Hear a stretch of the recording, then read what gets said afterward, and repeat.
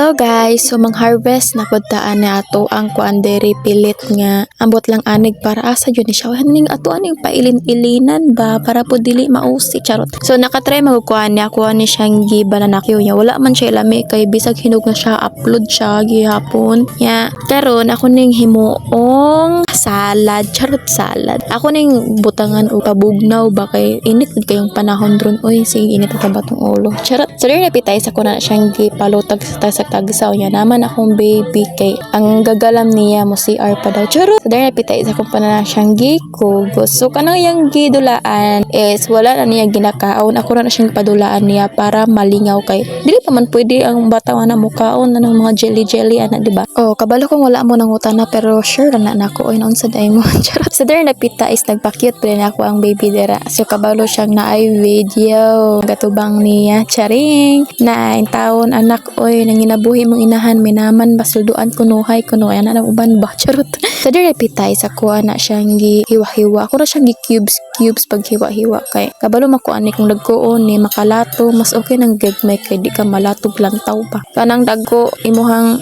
lantaw pag gani ka nang busog na ka nalato na ka charot. So there napitay sa ko na siyang ginahinay og pa cubes kanang gagmay na jud siya ba mga mura na siyang nadabok gani. So kitong una na akong gihiwa-hiwa kay dili man siya gagmay kaayo. So ako na siyang giingon ana pag hiwa-hiwa. So there napita is hanahuman na siya nako hiwa-hiwa pero gusto ga oy. So kay mura may available na mo is mura po na akong gigamit ang Burr brand nga gatas. Alang mangita kag wala oy noon sa day ko. Charot. Bitaw unsa available gud nato maura po na alang mangita tagwal. So there napita is ako na siyang gikalog-kalog ang Burr brand dayon giad na pud nako ang mga jelly kay wala manggoy gulaman or kitong tapioca charot tapioca dayon giad pud nako ang crush pesto dayon gi-mix na nako charot mikos ba char dayon napita is ako na siyang gi-transfer sa salad bowl. So kay ako na ibutang sa ref